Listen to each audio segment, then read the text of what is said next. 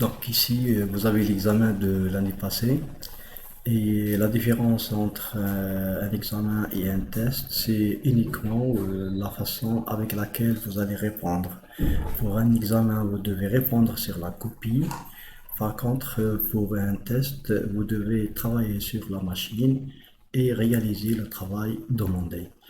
Donc, pour l'examen de l'année passée, dans la problématique est la suivante.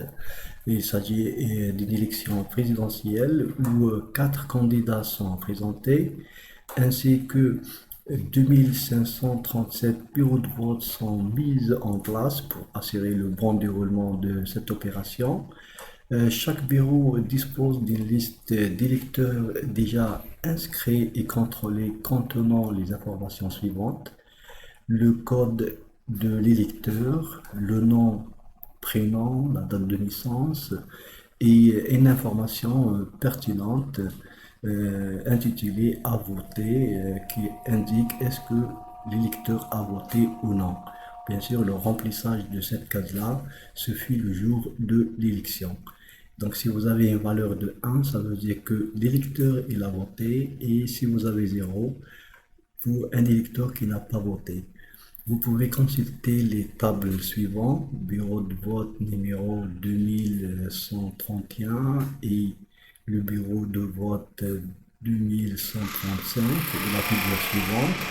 Et la même chose avec les bureaux de vote 2537.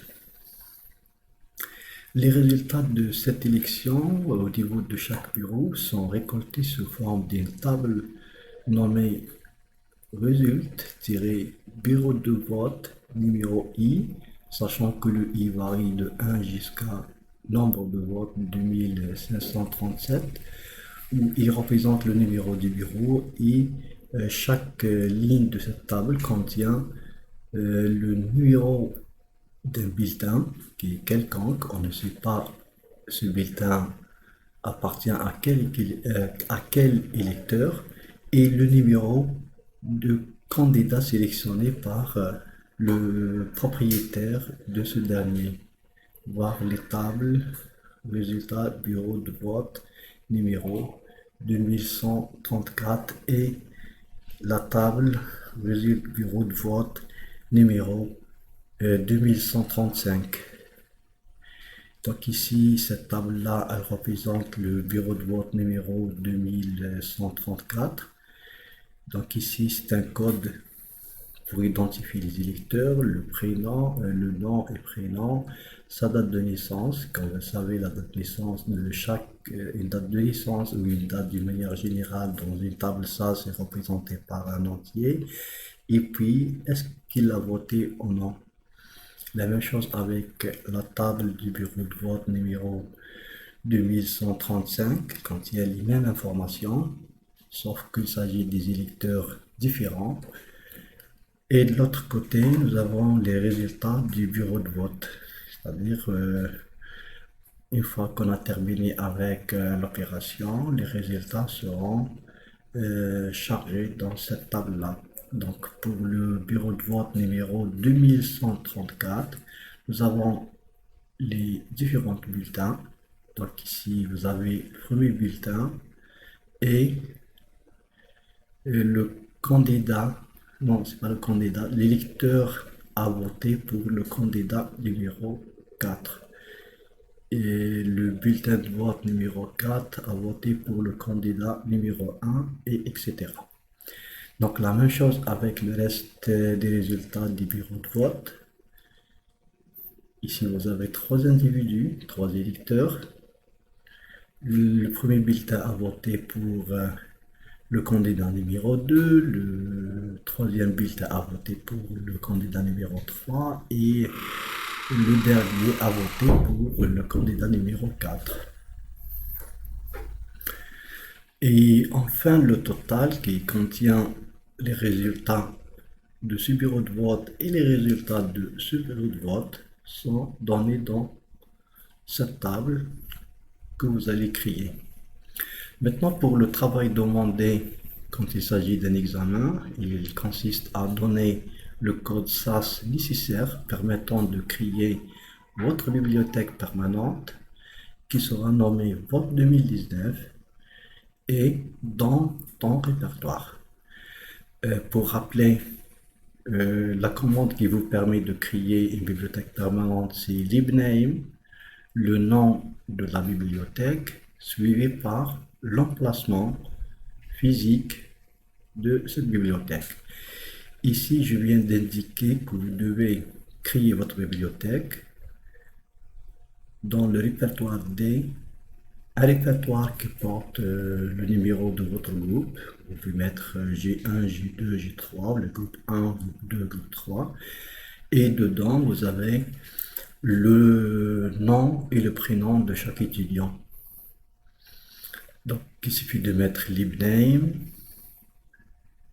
La bibliothèque, obligatoirement, elle va porter comme nom Vote 2019. Donc, libname Vote 2019. Et dans quel chemin vous allez créer cette bibliothèque? C'est dans ce répertoire-là. Donc, vous devez le mettre entre les guillemets à la fin, point virgule. Pour la deuxième partie, on vous demande d'écrire le code SAS pour créer les tables, bureau de vote, premier vote, le deuxième bureau de vote et les résultats de vote du premier bureau et le résultat du vote du deuxième bureau que nous avons présenté précédemment. Donc on vous demande de créer ou d'écrire le code SAS qui vous permet de créer les 4 tables précédentes. Donc il s'agit de l'étape data. Pour créer cette table-là, il suffit de mettre data bureau-vote-ce numéro, point virgule, input, qu'est-ce que vous avez comme variable, code, nom, prénom, DDN et la variable A-voter, point virgule. Vous allez revenir à la ligne et vous allez mettre columns ou data lines et vous allez mettre ces informations-là, ligne par ligne. Bon, vous aurez un petit problème avec la date de naissance.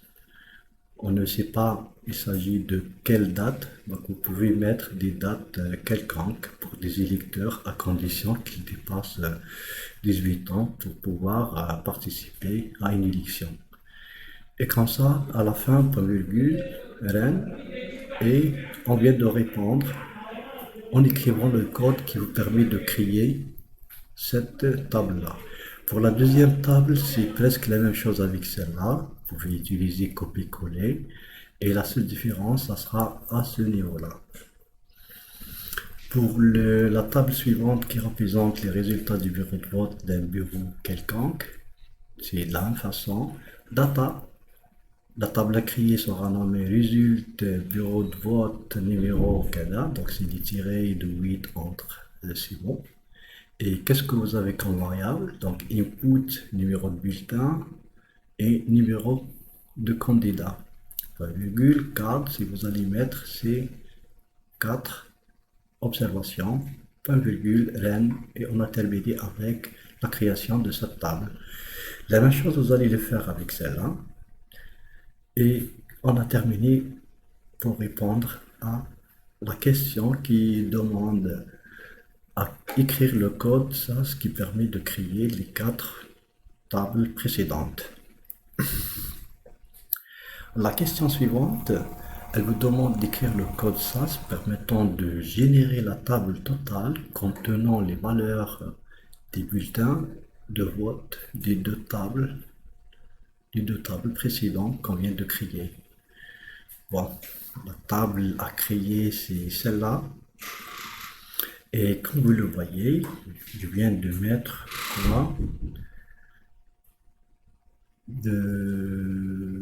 les différentes observations. Donc pour cette table-là, elle contiendra un total qui contient, si vous voulez, les voix des électeurs. Autrement dit que la première voix, elle provient de ça, premier bulletin de la première table. La deuxième ce 1-là qui provient du lecteur numéro 2 de cette table-là. Et jusqu'à ce niveau-là, c'est pour le dernier électeur. Elle sera suivie par les voix qui sont là.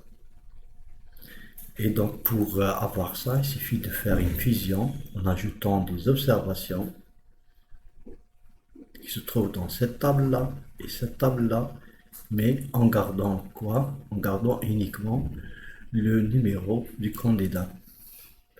Donc il suffit de mettre data totale, point virgule, et dedans la table totale, elle sera créée en utilisant l'instruction set, fusion en ajoutant des observations. Donc cette table-là, suivie par cette table-là, mais en gardant uniquement le numéro de candidat.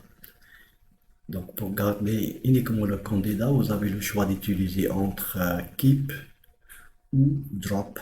Donc si je veux utiliser keep, donc keep le numéro de candidat, et avec drop, je vais supprimer le numéro de bulletin. Et donc comme résultat, vous aurez cette table-là. Et comme ça, on vient de répondre à la question suivante.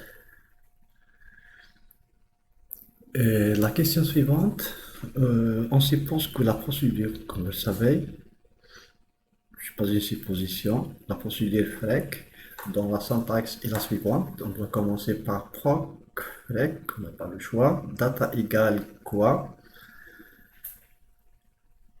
La table que je vais utiliser pour le calcul.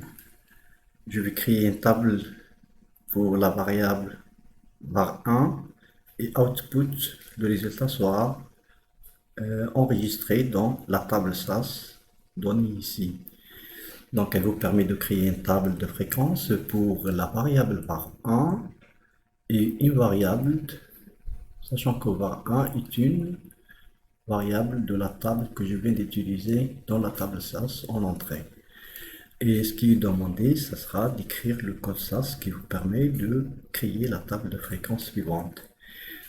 La table que je vais créer, comme vous le voyez, vous avez ici la variable numéro de candidat, qui sont la valeur 1 pour le premier candidat, 2 pour le deuxième candidat, 3 pour le troisième candidat et 4 pour le quatrième candidat. Et pour l'effectif, il a combien de voix d'après la table totale qu'on vient de créer précédemment. Donc si vous voulez pour la modalité 1 qui représente le premier candidat, vous avez 1, 2, donc vous avez 2.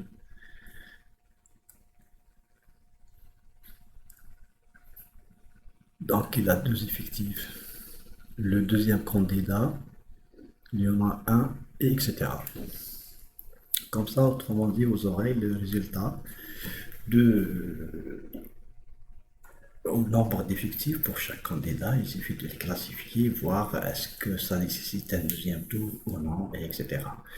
La dernière partie, qui est la partie la plus importante, qui va utiliser les macros SAS, on vous demande de compléter la macro SAS suivante pour afficher le résultat général en supposant l'existence des tables bureau I, le I varie du premier bureau jusqu'au dernier.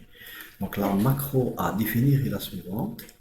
Donc c'est un vote et je vais passer en paramètre une macro variable qui s'appelle nombre de bureaux. Et donc vous allez définir une variable i, macro variable i qui va prendre une valeur initiale. Et puis vous allez refaire le travail, un travail, combien de fois pour fusionner et créer la table totale. Donc, do while, la valeur de i, donc vous devez appeler ici val de i, pourcentage, val, la valeur qui se trouve dans la variable i, c'est un texte. Il doit y avoir évaluer la valeur qui se trouve dans ce texte-là. Et donc, vous devez appeler aussi ici pourcentage eval. qui est inférieur à quoi? C'est le nombre de votes. Qu'est-ce que je vais faire? Je vais utiliser la table totale que je viens de, que vous devez créer initialement vide et vous allez charger quoi? Le total précédent et les résultats qui se trouvent dans le bureau de vote suivant. Rennes et ajouter un 1 à la valeur de i. Donc ça, c'était l'examen de l'année passée. Maintenant, pour vous, celui qui a la possibilité de réaliser ça avec SAS, donc il dispose de ça sur sa machine, donc il sera préférable de le réaliser. Et pour les autres, vous devez répondre sur ce sujet-là et le remettre pour le corriger et sera considéré comme une première évaluation.